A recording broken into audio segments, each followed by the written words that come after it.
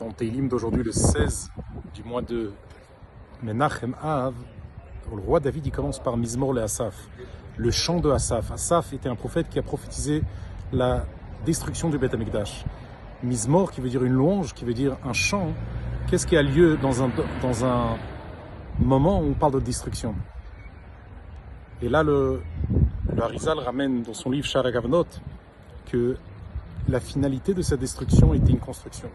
Puisque Akadosh Baruch Hu, le fait qu'il s'est pris à des pierres, il a détruit le Beth Amikdash qui est fait en pierre, il a pu grâce à ça sauver le peuple juif. En fait, c'est une construction. Il y a le fond et il y a la forme. Il y a la lettre, comme ça dit le Tanya aujourd'hui. Il y a une lettre, Aleph, Bet, Gimel, c'est de la formulation.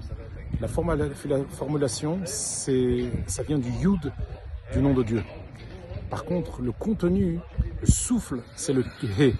Le monde matériel, c'est le He. C'est un souffle. On ne voit pas trop la profondeur, comment il était formé. Par contre, les mondes spirituels, c'est une combinaison de lettres.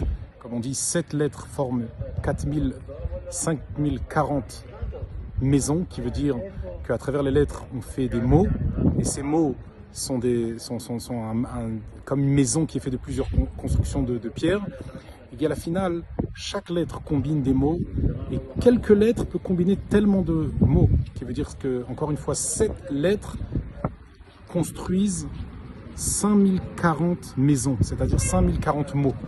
Alors, on peut aller jusqu'à l'infinité si on va jusqu'à 22 lettres.